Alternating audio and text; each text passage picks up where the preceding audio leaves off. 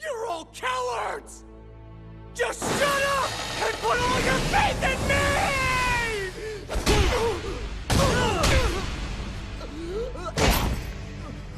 You don't need a good talking to. What you're in need of, boy, is to be taught a lesson. Then I have made my choice. And so it was that Eren became a ward of the Scout Regiment, and key to their planned mission beyond the Wall.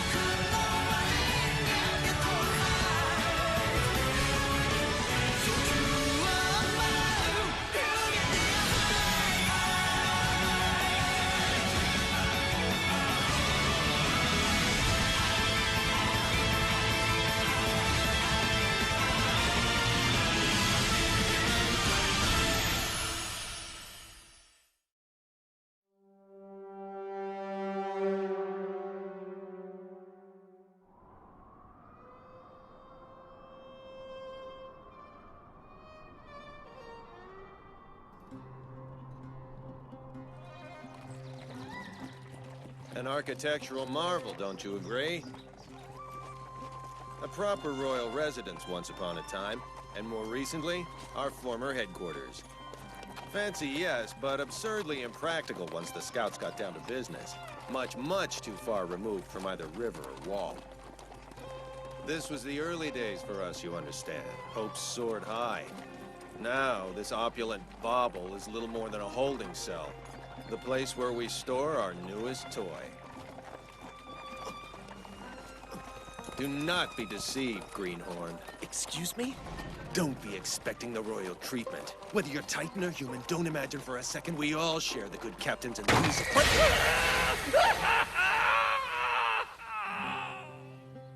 That's what you get for flapping your jowls on horseback. The rookie needed to know his place. First impressions are important. Well, you certainly made an impression on him. No question there. Indeed so. Our exchange went exactly as planned. What happened to you? You never used to talk like this. I mean, it's really none of my business, but if you're trying to act like the captain, it's kind of embarrassing. You and Levi couldn't be less alike if you'd been born separate species. If you intend to hound me like a wife, Petra dear, there's rather more of me you need to be acquainted with before laying claim to the privilege.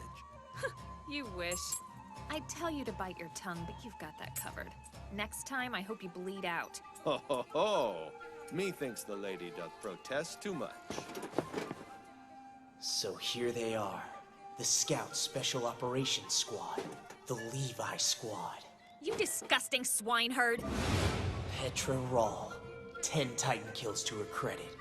48 kill assists. Oduo Bozad. 39 kills. 9 assists. Elite as they come. El Jin. 14 kills. 32 assists. Gunther Schultz. 7 kills. 40 assists. Every one of these scouts was handpicked by Captain Levi for accomplishments in the field. That end, they're my executioners. The ones who will end me if I lose it. Look at these weeds. This place has gone to hell. It's been abandoned for years. But the inside's a shambles. In which case, we have a problem, don't we? Best grab a broom and get to work.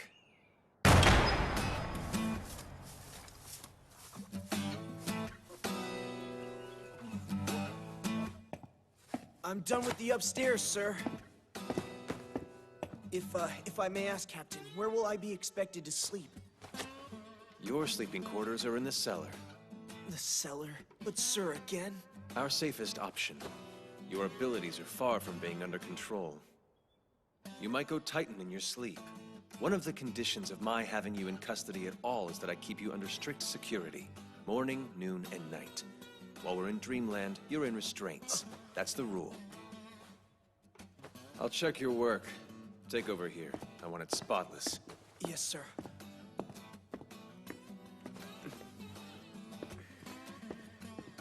Oh, Aaron, try not to look so discouraged. Sorry, I hope you don't mind me calling you Aaron. I noticed the captain does, and, well, he pretty much sets the tone for the rest of us. Whatever.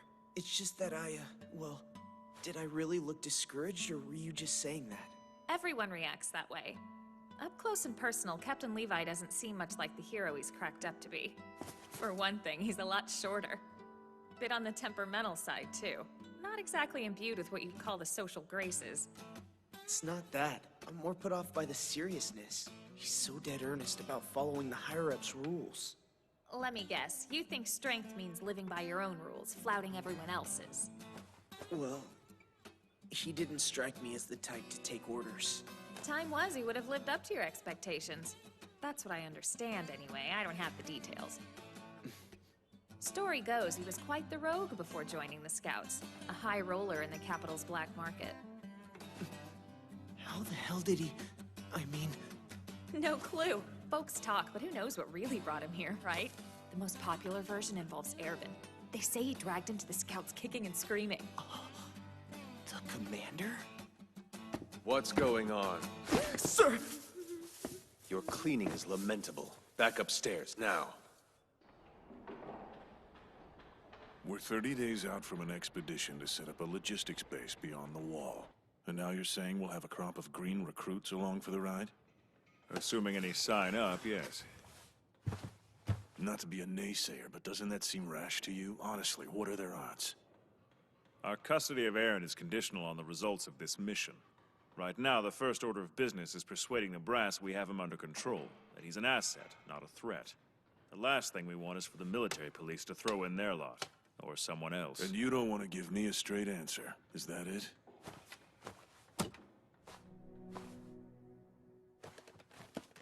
Your nose is as sharp as ever, huh? Not bad.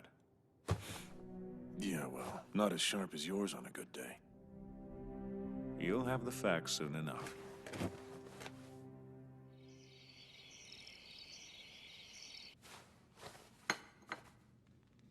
It's safe to assume our standing orders will stretch into next week. But word through the grapevine is we're gearing up for a big mission a month from now.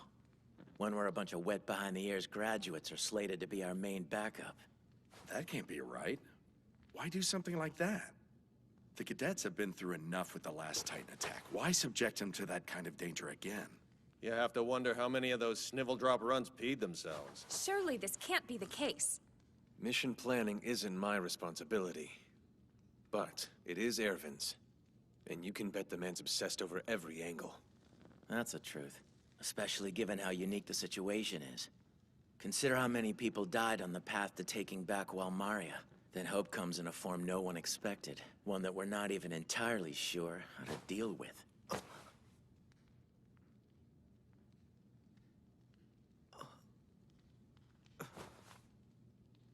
Most of us still find it hard to believe. So how does it work, this whole changing into a Titan trick? Really? Wish I could tell you, but the fact is my memory's not clear. Guess it's kinda like being in a trance. I do know the trigger seems to be hurting myself in some way. Like biting my hand. Wait, why do I know that, but nothing else? You're not going to get anything out of him, apart from what the scribblers have laid out in the reports. Not that you know who won't have a go at it. You'll be lucky to come out of it alive if that one lays into you. Of course, it's only a matter of time. Who are you talking about?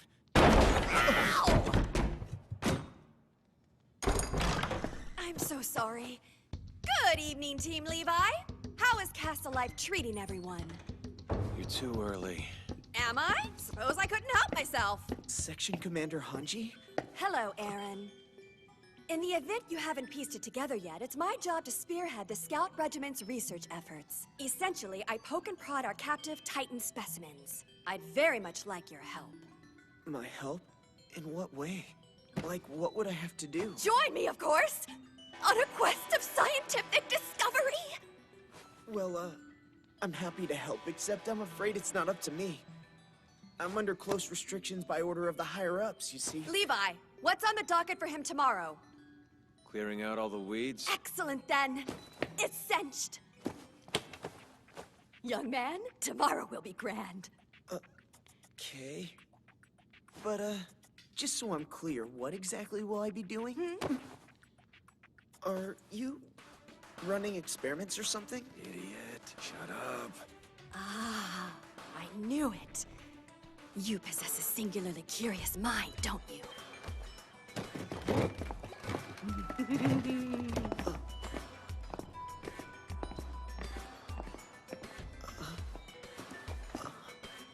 Well, my inquisitive friend, if you insist. Why not lay it all on the table? I intend to get better acquainted with the Titans we lucked upon and trust.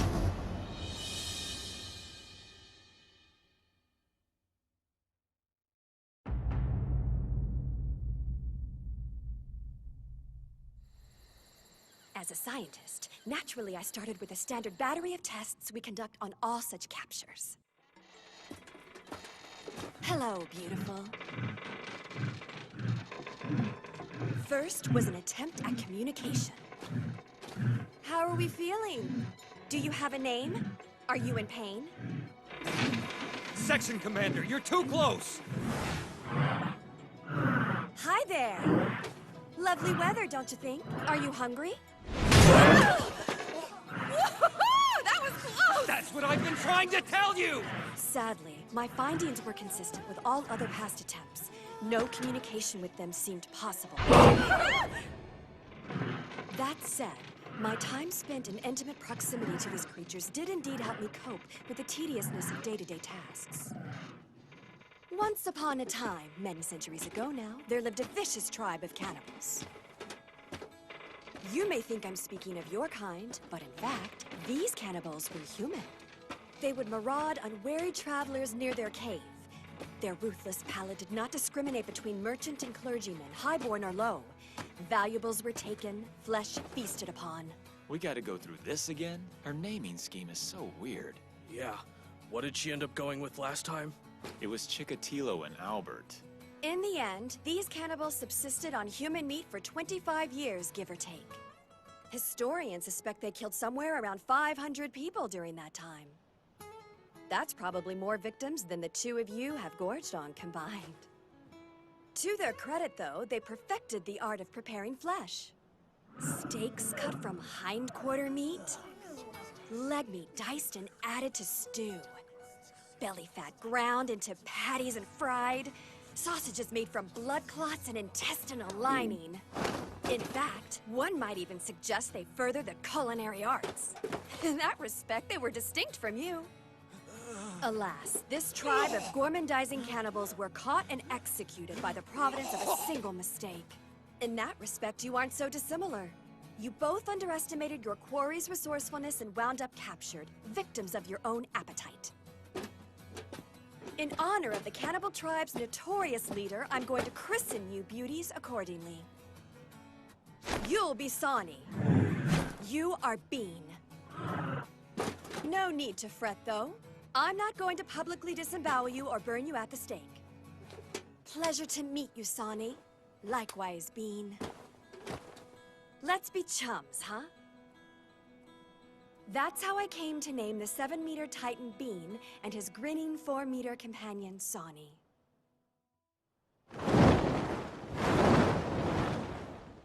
The next step involved sensory deprivation, denying them sunlight. Observing as we do that Titans are less active in the nocturnal hours, we may extrapolate from this experiment that the sun is likely a key source of energy for them. Nevertheless, I discovered a profound difference between the two. Well done, Sonny. See you in the morning. Sweet dreams, you lug. Corroborating previous data, Sonny grew notably sluggish after only an hour's lack of sun. My, someone's certainly the night owl, huh? You're going to wear me out. Ah, well, this wouldn't be my first all-nighter in the name of science. Bean, however, still beamed 3 hours in. A staggering find, believe me. They don't require food or water to survive. They possess vocal organs but have absolutely no need to breathe. The only thing their bodies metabolize into energy is sunlight. Every Titan may have a different threshold for sunlight withdrawal, so I have to be careful. Don't want them dying on me, you know. Several have passed on in captivity owing to my ignorance, sad to say. 2 in particular perished of decapitation when we accidentally struck the soft spot. Poor devils. Chikatoloni and Albert, their names were. Such adorable ear-to-ear smiles. What I did to them was terrible. It haunts me. I mustn't let that happen again. I couldn't bear it. Yeah, no. Sure. Carry it on! Physical contact with them was the next obvious step because I simply had to know whether or not they experienced pain as you or I!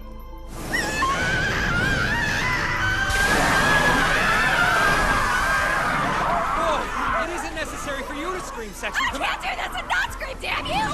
Look at him! He's in absolute agony! My poor Bean! I'm so sorry! Hang in there!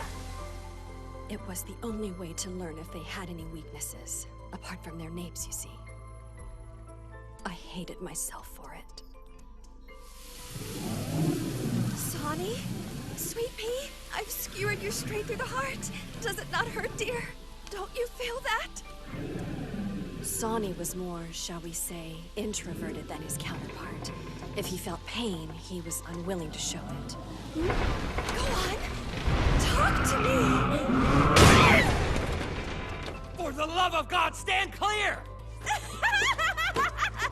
You almost got me that time, didn't you, darling? You want your head chomped off? Sonny's range of expression is somewhat limited, I think. The only things he knows to do are lunge and bite. Commander, all due respect. But how can you be so lighthearted about them? You talk like they're badly behaved pets.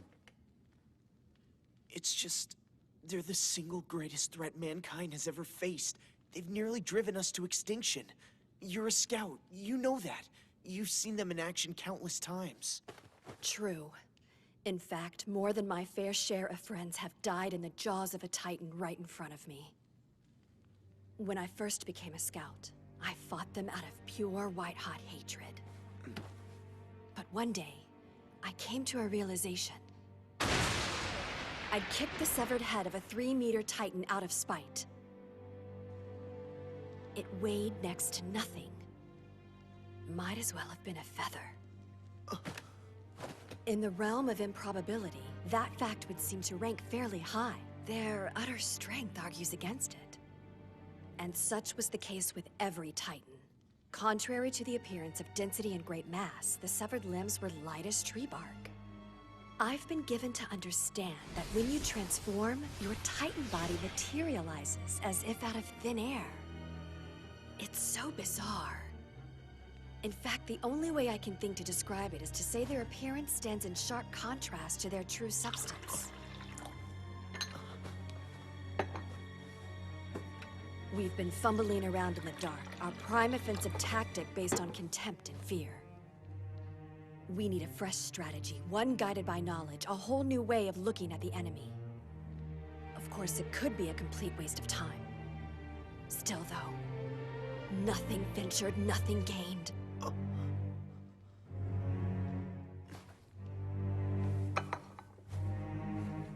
Joining the Scouts has been an eye-opener. Shock after shock. And it's not just Section Commander Hanji.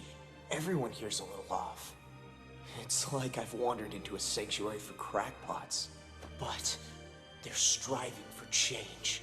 That's been the appeal of the Scouts all along, right? Commander Hanji! If you don't mind, I think I should hear about these experiments in greater detail. What? Really? Yes, I want to know everything. If I'm going to help you tomorrow, I'll need it. Ah, good point. Well, I might have glossed over one or two important details.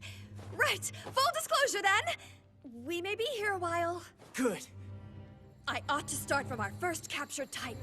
That was the birth of my first hypothesis, you see. Carried to its natural conclusion, though, the experiment yielded nothing of positive value. But listen to me rambling on. I'm sure you surmised all this from your training. They did cover this stuff, right? Yes, they did. Every last bit. Great! We can use that as a jumping-off point for my own theories. Let us review, shall we? Huh? Well, Consider how the Titans... Section Commander Hanji, come quickly! The test subjects! They're dead! Both of them killed! Sonny!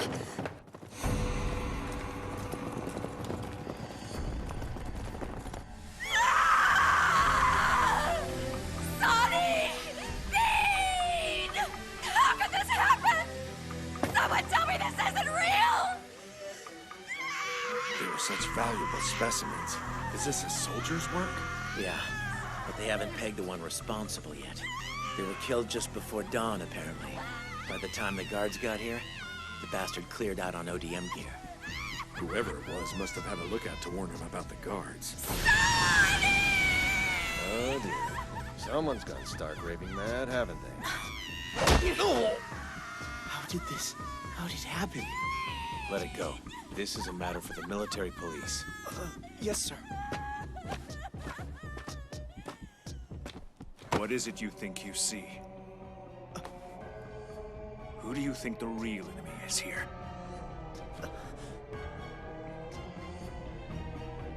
Ignore me. Loaded question.